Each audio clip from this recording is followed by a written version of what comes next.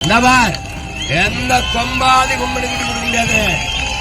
இது என் வாழ்வியலோட கலந்த உணவு. நீதிமன்றம் சொல்லிச்சு எந்த மன்றம் சொல்றது நான் கேட்க தயாரில்லை. கல்லை விஷம் என்கிறார்கள்.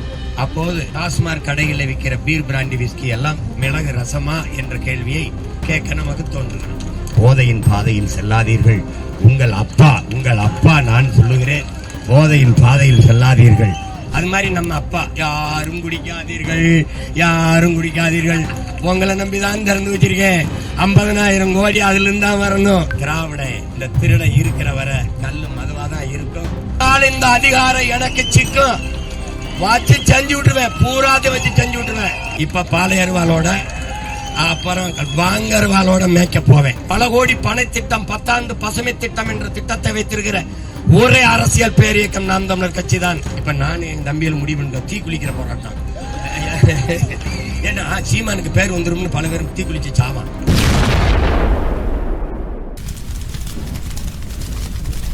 என்னுடைய உயிரோடும் உணர்வோடும் கலந்து வாழுகின்ற என் அன்பு உறவுகள் அனைவருக்கும் வணக்கம். இங்கே பேசிய நம்முடைய அப்பா கல் நல்லசாமி அவர்கள், என்னுடைய அன்பு தம்பி பனையேரி பாண்டியன், என்னுடைய தம்பி விக்டர், எல்லாரும் கல் என்பது நமது உணவு, நமது உரிமை என்பதை பதிவு செய்தார்கள். இங்கே சிலர் ஏதோ கல்லை நாங்களே இப்பதான் ஒரு 10 நாளைக்கு முன்னாடி கண்டுபிடிச்சது போல, ஒரு எங்கேயோ உட்கார்ந்து காய்ச்சி எடுத்துட்டு வந்தது போல கருதுகிறார்கள். அப்படி இல்லை. தமிழனுடைய வாழ்வியலோடு இணைந்த ஒன்று. கரும்பு, வாழை போல பனையும் தென்னையும். அப்படிதான் நீங்க பார்க்கணும். வேளாண்மையினுடைய விரிவாக்கம் தான் ஆடு மாடு வளர்த்தல், கோழி வளர்த்தல், பட்டுப்பூச்சி வளர்த்தல், நெசவு செய்தல், மீன் வளர்த்தல். இது போன்ற இவைகள் எல்லாம் பனை, தென்னை எல்லாம் வேளாண்மையினுடைய ஒரு விரிவாக்கம். அது தெரியாம கல்லுக்கு தடை போடுவது என்பது அந்த கொடுமையை நம்மளால ஏற்க முடியாது. ஜல்லிக்கட்டுக்கு தடை போட்டார்கள். அதற்கு காரணம் உங்களுக்கு தெரியும். அதை எதிர்த்து முறியடித்தோம். அதிகமாக மாட்டினுடைய பயன்பாடு, நாட்டு மாடு என்றால் என்ன, ஏட்டு பால் என்றால் என்ன என்பதை தெரு தெருவாக ஊராக பேசி ஒரு விழிப்புணர்வை ஏற்படுத்திய ஒரு மகன் நான் என்பதில் ஜல்லிக்கட்டு போராட்டம் பெரும் எழுச்சியாக வந்ததற்கு ஒரு பெரிய காரணியாக நான் இருந்தேன் என்பது யாராலும் மறுக்க முடியாது. தன்னெழுச்சியாக நம் பிள்ளைகள், மக்கள் போராடி அந்த தடையிலிருந்து சற்று விடுதலை பெற்றிருக்கிறோம். அதுபோல கல், எங்கள் ஐயா நல்லசாமி அவர்கள் சொன்னது போல, மது என்று நிரூபித்து விட்டால் 10 கோடி தருகிறோம் என்கிறார். தாயின் மாரிலிருந்து வருகிற பால் போல பனையின் மார்பிலிருந்து இது வருகிறது. பனம்பால், தென்னம்பால். நாங்கள் அதிகாரத்துக்கு வரும்போது வந்த உடனே கல் என்றதை நீக்கிவிட்டு பனம்பால், தென்னம்பால், ஈச்சம்பால், மூலிகை சாறு என்றுதான் கடைகளை திறப்போம். சீமை சரக்குகளை தடை செய்வோம். இந்த மாதிரி தெருவுக்கு 2 கடைகளை இருக்கிறதை மூடுவோம். உயர் ரக விடுதிகள், 5 நட்சத்திர விடுதிகள், சுற்றுலா தலங்கள், கடற்கரையில் இருக்கிற தங்கும் விடுதிகள், அதுக்கு வேணால் அனுமதி கொடுத்து வெளிநாட்டு பயணிகள் வந்தால் அவர்களுக்கு வேணால் அந்த வாய்ப்பை கொடுப்போம். நம்ம பிள்ளைகளுக்கு இப்படி தெருவுக்கு 2 படிப்பகம் இருக்க வேண்டிய இடங்களில் எல்லாம் தெருவுக்கு 2 குடிப்பகங்களை திறந்து வைத்திருக்கிறார்கள். கல்லை விஷம் என்கிறார்கள். அப்போது நமக்கு ஒரு கேள்வி தோன்றுகிறது. டாஸ்மாக் கடைகளில் விற்கிற பீர் பிராண்டி விஸ்கி எல்லாம் மிளகு ரசமா என்ற கேள்வியை கேட்க நமக்கு தோன்றுகிறது. கல் நஞ்சு என்றால், கல் மது தடை செய்ய வேண்டும் என்றால், நீங்கள் அரசு நடத்துகிற டாஸ்மாக் கடையில் விற்கிற பீர் பிராண்டி விஸ்கி ரம்மு ஜின் எல்லாம் கோயிலில் கொடுக்கிற தீர்த்தமா, புனித நீரா என்ற கேள்வியை நாம் எழுப்ப வேண்டியிருக்கிறது. இந்தியாவில் எல்லா மாநிலங்களும் கல் இறக்க தடை இல்லாத போது என் நிலத்தில் மட்டும் ஏன் தடை? இந்த கேள்வியை எழுப்பாதவன் எப்படி மானமுள்ள மனிதனாக, அதுவும் தன்மானமிக்க தமிழனாக இருக்க முடியும்? புதுச்சேரியில் இருக்கு, கேரளாவில் இருக்கு, ஆந்திராவில் இருக்கு, கர்நாடகாவில் இருக்கு, எல்லா மாநிலங்களிலும் இருக்கும்போது என் நிலத்தில் ஏன் தடை? ஒரே காரணம் தான், என் உடன் பிறந்தார்களே. எந்த மாநில முதல்வருக்கும் சாராய ஆலைகள் கிடையாது. தமிழ்நாட்டை ஆண்டவர்கள், ஆண்டு கொண்டு இருப்பவர்களுக்கு சாராய ஆலைகள் கணக்கில்லாது. டாஸ்மாக் கடைகளில் விற்கிற சரக்கு இவர்கள் காய்ச்சுகிற சரக்கு. உலகத்தில் உற்பத்தி செய்வனும் விற்பவனும் ஒரே ஆளாக இருந்ததில்லை. தமிழ்நாட்டில் மட்டும்தான் சாராயத்தை காய்ச்சுவனும் விற்பவனும் ஒரே ஆளாக இருக்கிறான். இங்க இருக்கிற சிக்கல் அதுதான். கல்லை திறந்து விட்டால் எவ்வளவு பெரிய குடிகாரனா இருந்தாலும் எவ்வளவு குடிக்கிறவனா இருந்தாலும் 2 லிட்டர் 3 லிட்டர் முடிஞ்சிடும். கல் உணவின் ஒரு பகுதி ஏன் சொல்றான், போதும்ன்றான். சாப்பிடும் போது சாப்பாடு மட்டும் போதும்ன்றான். அது மாதிரி கல் ஒரு 3 லிட்டர் குடிச்சா போதும்ன்றான். ஆனால் 3 லிட்டர் குடிச்சிட்டு ஒரு அதிகபட்சம் போனா 100 ரூபாய்க்குள்ள குடிச்சிட்டு வீட்டுக்கு போயிடுவான். ஆனா டாஸ்மார்க்கு சரக்கு அதை அனுமதிக்கல. நீ 100 ரூபாயோட வீட்டுக்கு போறியா, இங்க வா, பொண்டாட்டி தாலியா இருக்குன்னு ஆத்தா அப்படின்னு சொத்த வைக்கணும்ல, வா அப்படின்னு குடிச்சு குடல் செத்து சாகிற வரை வைப்பான். இவர்கள் அந்த கடையை திறந்து வைத்து விட்டு, அதுவும் பெரிய வியாபாரியே சொல்லுகிறார், போதையின் பாதையில் செல்லாதீர்கள், உங்கள் அப்பா நான் சொல்லுகிறேன், போதையின் பாதையில் செல்லாதீர்கள். அது நான் உங்களுக்கு சொல்லுகிறேன். ஏன் உங்கள் உடலை கெடுத்துக் கொள்கிறீர்கள்? அது கடை வைக்கிறது, அது நான் தான். எங்க ஊர்ல ஒரு பெரிய ஒரு தாத்தா தெருவில் நாங்கெல்லாம் சின்ன பிள்ளைய விளையாடி இருக்கும்போது, பாடாவதி பல்லுப்பொடி யாரும் வாங்காதீர்கள், பாடாவது வெள்ளிப்பொடி யாரும் வாங்காதீர்கள், சாப்பிட்டு 4 நாள் ஆச்சு பாரு. நாங்க எங்க அம்மா பாவம்மா தாத்தா சாப்பிட்டு 4 நாள் ஆச்சுங்கிறாருன்ட்டு அவர் சொன்ன பாடாவதி பல்பொடியை வாங்குவோம். அது மாதிரி நம்ம அப்பா, யாரும் குடிக்காதீர்கள், உங்களை நம்பிதான் திறந்து வச்சிருக்கேன், 50,000 கோடி அதுல இருந்தா வரணும். இது ஒரு கூத்து, இது ஒரு கொடுமை. அதான் இது அந்த நிலைமையை மாற்றணும். கலிகட்கு நீட்டத்தம் கையால் கலிகள் விதிர்த்திட்ட வெங்கல் துளி கலந்து ஓங்கு எழில் யானை மிதிப்ப சேராகுமேன்னு சங்க இலக்கியத்துல பாட்டுருக்கு. அதுக்கு என்ன பொருள்? கல்ல குடிக்கும் போது சிந்திர கல்லு நுரை அதெல்லாம் தெருவெங்கு நிறைஞ்சு கிடக்கும் போது அதுல மிதிச்சு போன யானை நடந்து போகும்போது அந்த கல்லோட சேர்ந்த மனம் வீசுதுறாங்கிறான் சங்க இலக்கியத்துல. இங்க பல பேர் நாங்க கண்டுபிடிச்ச மாதிரியே பேசிக்கிட்டு இருக்கான். அது அதிகமான அவையும் கல்லுண்டு கொண்டு பேசிக்கொண்டு இருந்தாங்கிறான். இது என் வாழ்வியலோட கலந்த உணவு, எந்த கொம்பாதி கொம்பனுக்கு விட்டு கொடுக்க முடியாது. எந்த கொம்பாதி கொம்பனுக்கு விட்டு கொடுக்க முடியாது. தேவையில்லாத வேலைய பனையர் கல் இறக்கிறவனை கைது செய்தவார் 6 மாசம்தான். ஒரு நாள் இந்த அதிகாரம் எனக்கு சிக்கும், வச்சு செஞ்சு விட்டுருவேன், பூராத்தை வச்சு செஞ்சு விட்டுருவேன். ஆமா, தேவையில்லாது வந்து அவனை வந்து தொடக்கூடாது. நீ இந்த சேட்டையெல்லாம் செய்யக்கூடாது. பூரா இது விவசாயம். பனை தென்னை என்பது விவசாயம். 50-60 ஆண்டு கால பனையை 50 ரூபாய்க்கு விற்கிற அவலம். 50 கோடி பனை இருந்த இடத்துல 5 கோடி பனை தான் இந்த நிலத்தில் இருக்கு. எல்லாத்தையும் அழிஞ்சு போச்சு. 10 கோடி பல கோடி பனை திட்டம், 10 ஆண்டு பசுமை திட்டம் என்ற திட்டத்தை வைத்திருக்கிற ஒரே அரசியல் பேரியக்கம் நாம் தமிழர் கட்சி தான். நாங்க இன்னைக்கு பல்லாயிரக்கணக்கான பனை விதைகளை தூவி வருகிற எனக்கு இல்ல, எனக்கும் பின்னாடி வருகிற என் தலைமுறைக்கு. நாங்கள் அதிகாரத்துக்கு வந்தபோது பனையை தென்னையை பயன்படுத்தி தொழிற்சாலைகள் அமைப்போம். 840 பயனை தருகிற உலக உயிர் பனை ஒன்றுதான். பனை என்னுடைய தேசிய மரம், அதை நான் இழக்க முடியாது. பனை அதை நினை என்பதுதான் எங்களுடைய மந்திரம்.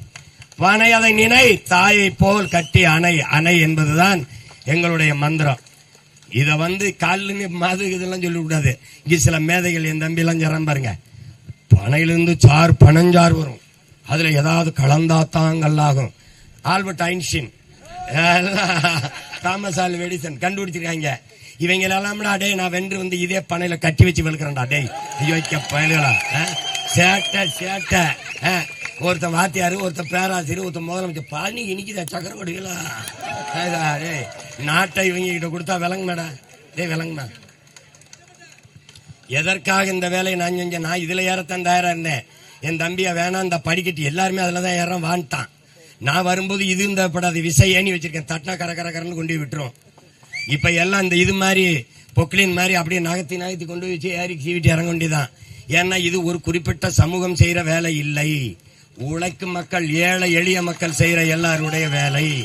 இந்தவார் ஆதியில வேட்டையாடினேன், காடுகள்ல வேட்டையாடி விலங்குகளை தின்னேன்.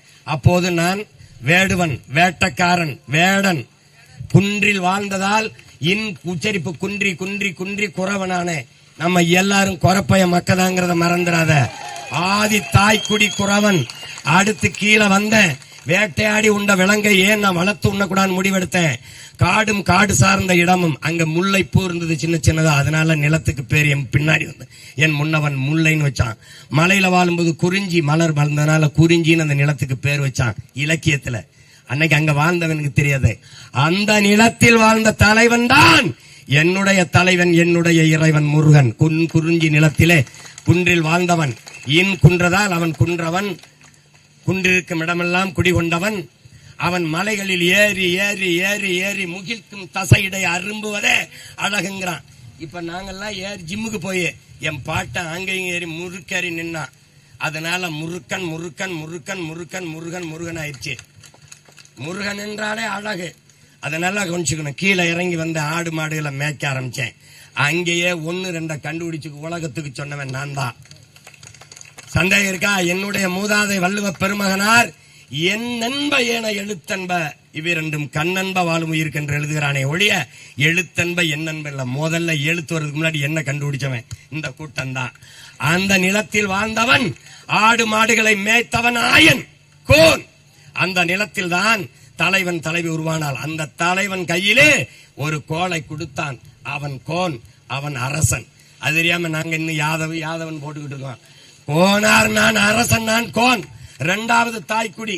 கீழே இறங்கின நிலமும் இந்த மாதிரி வயல் சார்ந்த இடமும் அங்க வந்த மருத மரம் அதிகமா இருந்தது. அதனால அந்த நிலத்துக்கு பேர் மருதத்திணைன்னு வச்சான். அங்கதான் வேளாண்மை செய்து வாழ தொடங்கணும். இதனால உங்களுக்கு விளங்க, நாங்க ஒண்ணு புதுசா இல்ல. அன்றிலிருந்து இது என்னோட இணைந்து இருக்குது. இந்த பனை, இந்த ஆடு மாடு வளர்த்தல், வேளாண்மை செய்தல் எல்லாம் ஏதோ புதுசா நான் செய்யறேன்னு. திராவிட இந்த திருட இருக்கிற வரை கல்லு மதுவாதான் இருக்கும். டாஸ்மார்க் சரக்கு விற்பனைக்கு இருக்கத்தான் செய்யும். இதை ஒழிக்கணும். வேற வழி இல்ல. ஜல்லிக்கட்டு போராட்டத்தை தடை செஞ்ச மாதிரி, அதை தடை செஞ்சது அதை நீர் உடைச்சு நொறுக்கின மாதிரி இதை நொறுக்கணுன்ட்டு என் ஊர்ல கல்ல இருக்கணும் சொந்தக்காரன் புறம் பிடிச்சிட்டு போயிட்டான். போலீஸ் ஸ்டேஷனே இருக்காதுன்ட்டு தகர்த்தறிஞ்சிடும் பார்த்துக்கிட்டேன். வேற ஏதாவது வேலை செய்ய. இப்ப ஒவ்வொன்னா செய்யறேன். இந்த வாரம் ஒன்னொன்னா செய்யறேன். இன்னைக்கு கல் இறக்கிருக்கேன். நேத்து இந்த தைப்பூசத்துக்கு நீ வந்து எங்க திருமுருக பெருமானுக்கு தமிழ்ல குடமுழுக்கு செய்யின்னு இருக்கேன். செய்ய மாட்டான். சேகர் பாபுக்கு என் தாய்மொழியில சொல்லணும்னு என்ன வேத்தி கிடக்கு? அவனுக்கு என்ன நேர்த்தி கிட? அவர் தாய்மொழி அது இல்ல. அப்ப நான் என்ன பண்ணுவேன்? நீ அங்க குடமுழுக்கு நடத்து, நான் அங்க பக்கத்தில் நடத்துறேன். அதே என் முருகனை வச்சு, அதே 76 குடத்தை வச்சு, என்னுடைய ஓதுவார்களை வச்சு, என் தாய் தமிழ்ல என் பாட்டனுக்கு, என் முருக பெருமானுக்கு நான் மந்திரம் சொல்லி ஓதுறேன். அந்த முருகன் தன்மானமிக்க தமிழ் மகனா என் தாத்த என் பாட்டன் பேரனோட நிக்கிறா, ஊரானோட நிக்கிறான்னு பாத்துருவோம். எவனோட என் பாட்டன் நிக்கிறான்னு பாத்துருவோம். வா அன்னைக்கு பாத்துருவோம். அது மாதிரி அடுத்தது, ஆடு மாடுகள் மேய தடை போடுறான். கால்நடைகளுக்கு மேய்ச்சல் இடம் கிடையாது. மலையை வெட்டி என் தாயின் மாறை அறுத்து விற்கிற அந்த அயோக்கிய குவாரிங்கிற பேர்ல என்னோட ஆடு மாடுகள் அந்த மலை அடிவாரத்துல மேய தடை போடுறான். வனச்சட்டம்னு, பாதுகாப்பு சட்டம்னு போட்டு என்னுடைய சொந்தங்கள் ஆடு மாடை மேய்க்க போகும்போது அவமானப்படுத்தி திருப்பி விரட்டுறான், வழக்க போடுறான். அப்ப என்ன பண்றது? நான் ஆடு மாடுகளின் மாநாடு போடுறேன் இந்த ஜூலை 10ஆம் தேதி. ஆடு மாடுகளின் மனச்சான்று உரையை உங்கள் மகன் பேசுறேன். அதுல அவன் சரியா வரல, நானே 2000-3000 ஆடு மாடுகளை திரட்டிக்கிட்டு வாங்கருவாளோட, இப்ப பாலையருவாளோட, அப்புறம் வாங்கருவாளோட மேய்க்க போவேன். எவன் குறுக்க வருவான்னு பாப்போம். ஏய், எத்தனை விதமான சிலம்பு இருக்கோ அத்தனை விதமான சிலம்பையும் கத்த வேணாம். குறுக்க வேணா வந்தா குறுக்கு ஒடிஞ்சு போயிரும். பார்த்து பண்ணிக்கணும். அங்க ஆடு மாடுகளை மேய்க்கிறேன். அதுக்கப்புறம் என்ன பண்றேன்? ஒவ்வொன்னா செய்யறேன். ஒன்னும் இந்த இருக்கு. எனக்கு ஒன்னும் வேற வேலை இல்ல. யாரோ சொன்னாரு அது வழக்குன்னு. எனக்கு தேர்தல்லாம் 6வது 7வது கடமை தான். முதல்ல இதுதான். உலகத்திலே எனக்கு மகிழ்ச்சியானது எதுன்னு கேளு, சிறையில் இருக்கிறது தான். ஏன்னா எவனும் எனக்கு அழைக்க மாட்டான், செய்தி போட மாட்டான். அண்ணே என்னை கிள்ளிட்டான், அண்ணே என்னை நோண்டிட்டான். வரல 24 மணி நேரமும் புத்தகமும் நானும் இருப்பான். பக்கத்துல ஒரு ஏடு இருக்கு, ஒரு பேனா இருக்கு. நான் பாட்டுக்கு எழுதுவேன். மண்டை நிறைய சேர்த்துக்கிட்டு இங்க வந்து பூராப்பிலும் கொண்டு எடுத்துருவேன். இப்பவே கேட்கிற கேள்விக்கு பதில் இல்ல. அந்த காவலர் கெஞ்சுவாரு, ஐயா ஐயா ஐயா ஐயா ஐயா நீங்க கொஞ்சம் தூங்கிட்டியா, காலையில எந்திரிச்சு படிக்கலாம் இல்லைங்க ஐயா, ஏயா அப்படின்னு. காலையிலயும் படிக்கணும், இப்பவும் படிக்கணும். உங்களுக்கு தூக்கம் வருதுன்னா அப்படி ஓரமா அங்க போய் இருந்து தூங்குங்க. ஒரே ஒரு காவலரை எனக்கு போடுவான். அவரே மேல அந்த அவருக்கு வேற ஆள் இல்ல.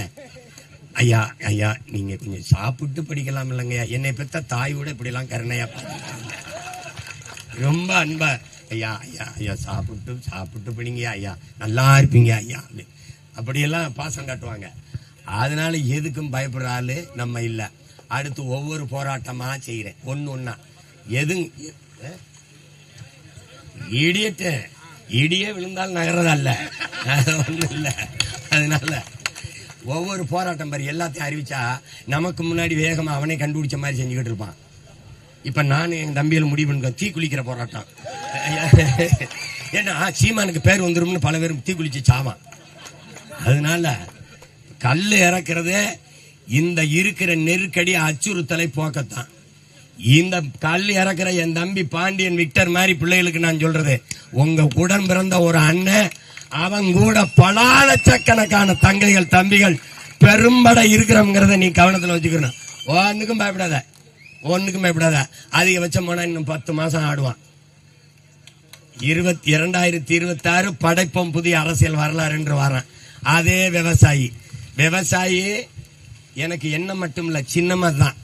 நீ என்ன தேட வேண்டியதில்லை, சின்னத்திலே நான் தான் இருக்கேன். அவனுக்கு தெரியல சீமா மூஞ்சின்னு கொடுத்துட்டான். சீமானதான் வரைஞ்சு கொடுத்துருக்கான்னு தெரியாதுல்ல தேர்தல் ஆணையத்தில் இருக்கவனுக்கு. அவனுக்கு இப்ப ஐயா அவர் தானே அது, ஐயா என்னது இது சீமான் சின்னம் இல்ல, சீமானே தான் சின்னம். அதனால எப்படியாவது ஓட்ட போட்டு வெளில விட்டுறேன். புரியுதா? முருகனே என் கூட கூட்டணியில் இருக்காப்ல. முருகன் சிவன் அப்புறம் எங்க மாயன் திருமால் பெருமாள்லாம் ஏன் பின்னாடி தான். ஏன்னு பேர நான் தான் இருக்கேன். அவனுக்கு எவனும் வரமாட்டான். உனக்கு என்னை விட்டா நாதி கிடையாது, எனக்கு உன்னை விட்டா நாதி கிடையாது. அதனால தயவு செய்து இந்த பாருங்க, எங்க அப்பா பாருங்க எத்தனை ஆண்டுகளா எவ்வளவு ஆண்டுகளா இந்த கல் உரிமைக்கு போராடுறாங்கன்னு பாருங்க. அவர் கண்ணுக்கு முன்னாடி பிள்ளைகள் நாங்க வென்று வந்து கால திறக்கிறான், அவர் கையால திறக்கிறான். எவன் தான் வரான்னு பாக்குறோம். மூடுறோம் டாஸ்மார்க்க, அதை அவர் கையாலே மூடுறோம். பானை தென்னை வாரியத்துக்கு நம்பி பாண்டியன் தலைவரா போடுறான். ஆடுறா பாத்துக்கிறோம்டான்ட்டு. 1 கிலோ கருப்பட்டி 1000 ரூபாய் அமெரிக்கால உலக நாடு இல்ல. கருப்பட்டிக்கு அலையிறான், இங்க உற்பத்தி இல்ல. நாம வர்றோம் பனை தென்னை எல்லாம் சார்ந்து தொழிற்சாலை போடுறோம். வாழ்விடத்திலே அரசு வேலையை கொடுக்கிறோம். படிச்சவன் படிக்காதவன் அனைவருக்கும் அரசு வேலை. பாய் விண்ணுதல், நார் விண்ணுதல், கொட்டான் விண்ணுதல், கருப்பட்டி செய்தல், நாட்டு சக்கரை செய்தல், பணம் கற்கண்டு செய்தல், எல்லாம் அந்த இடத்துல தொழிற்சாலை. எங்கேயும் கவர்மெண்ட் வேலை அரசு வேலை. நீ வெளியில வர வேண்டியது இல்ல. வாழ்விடத்துல வேலை தரேன் அண்ணே, நீ என்னை வெல்ல விட்டுரு நான் பயன்படுத்தி காட்டுறேன். நீ என்னென்ன வேலை செய்யறேன்னு பாரு. மண்ட முழுக்க கனவு. ஒன்னே ஒரு ஓட்டை போட்டு விட்டுரு, மீதியை நான் பாத்துக்கிறேன். அதனால பயப்படாத. கல்ல குடிக்க ஊக்கப்படுத்துறாரு. டேய் ஒரே கேள்விதான்டா, கல்ல குடிச்சு செத்தவன் ஒருத்தனை சொல்றான், சொத்தம்பிட்டையும் வித்தவனை காட்டுறா. நாங்க போயிடறோம்டா. ஒரு மர கல்ல குடிச்சு பாடுறா, இப்படி மினு திமிரா இருக்கு. அந்த இது குடல் செத்து போச்சு, ஈரோக்குள்ள அழுகி போச்சு, இந்த ஆர்கான் செத்து போச்சு, ஒரு அளவு இருக்காது, எல்லாம் தெம்பாயிரும். அதனால கல் என்ற சொல்லை ஒழிப்போம். நம்ம மூதாதை கல் உண்ணாமைன்னு பாடிட்டாங்கிறாங்க. அவன் எல்லாம் பாடினா புலால் உண்ணாமை கூட தான் சொல்லியிருக்கான். எல்லாம் அவனே தான் சொல்லியிருக்கான். கொல்லான் அவனை வந்து எல்லா உயிர்களும் கைகூப்பி தொழும்ன்றான். புலால் உண்ணாம இருக்கிறவனை அவனே சொல்றான். அவன் என்ன சொல்றான்? கொலையில் கொடியோரை வேந்தறுத்தல் பைங்கோல் களை கட்டங்களோடு நேருங்கிறான். அரசனுக்கு துரோகிகளை போட்டு தள்ளுறது ஒரு களை எடுக்கிறதுக்கு சமம்டாங்கிறான். அதனாலதான் பாளையர்வாளோட சுத்தம் பல வேற களை எடுக்க வேண்டியது இருக்கு. அது வந்து அதனால அஞ்சுவதும் அடிபணிவதும் தமிழன் பரம்பரைக்கு கிடையாது. சிறை என்றால் நிறை, தடை என்றால் உடை. எதையும் தகர்க்கும் தமிழர் பெரும் படை. அதனால தைரியமா இரு, கவலைப்படாம இரு. ஒவ்வொன்னா செய்யறோம், ஒவ்வொன்னா செஞ்சு விடுறோம். எதாவது இருக்கோ எதிர்த்து போரிட்டு நொறுக்குவோம். அப்ப என் தம்பி கூட சொன்னா வன பாதுகாப்பு சட்டம் நம்ம மேல்முறையீடு செய்யலாம்னா, இங்க இருக்கிறத விட அங்க இருக்கிறோம் பெரிய. ஆமா, அதெல்லாம் மேயக்கூடாதுன்னு சிக்கலாயிரும். நீதிமன்றம் சொல்லிச்சு. எந்த மன்றம் சொல்றது நான் கேட்க தயாரில்ல. எங்கள் மக்கள் மன்றம் சொல்றதா எங்களுக்கு முக்கியம். நீதிபதி சொல்லிட்டாருங்கிறான். 815 டாஸ்மாக் கடையில திறக்கலாம் நீதிபதி சொல்றாரு. ஏற்கிறியா எதிர்க்கிறியா? எதிர்க்கிறியா? 8 சக்கர வாகனத்துல 700 லாரியில கன்னியாகுமரியில இருந்து மலையை வெட்டி எடுத்துட்டு போலாம் கேரளாவுக்குன்னு நீதிபதி தீர்ப்பு சொல்றாப்ல. ஏற்கிறியா எதிர்க்கிறியா? இது நீதியா? அப்ப அநீதிக்கு எதிராக புரட்சி செய்யறவன் நாங்க. அநீதியை அச்சங்கொள்ளாமல் துணிந்து எதிர்த்து போராடுகிறவன் எவனோ அவனே உண்மையான ஜிஹாத். நபிகள் நாயகம் ஸல்லல்லாஹு அலைஹி வஸல்லம் அவர்கள் நமக்கு சொல்லியிருக்கார்கள். அநீதியை கண்டு அச்சம் கொள்ளாமல் துணிந்து எதிர்த்து போராடின ஒரு போராளி நம்மிடத்தில் இருந்தான். புரட்சியாளர் பழனி பாபா. அவனுடைய பிள்ளைகள் நாம் துணிந்து அநீதியை எதிர்த்து போராடுவோம். அநீதியை கண்டு எதிர்க்க துணிவில்லாதவன் தொடர்ந்து சகித்துக் கொள்கிறான். தொடர்ந்து சகித்துக் கொள்கிறவன் அடிமையாகிறான். நாம் அடிமையாக தயாராக இல்லை. அடிமை வாழ்வினும் உரிமை சாவு மேலானது நம் முன்னவர்கள் வைத்த முழக்கம். கிளர்ந்து எழுவோம். நம் உரிமை கல், நம் உரிமை கல், நம் உணவு விரும்பி உண்போம். எதை பற்றியும் கவலைப்படாத. அண்ணன் சொல்றா கல்ல குடுறா. ஏதாவது பிரச்சனை எண்ட வாடா புரட்சி வெல்லட்டும்.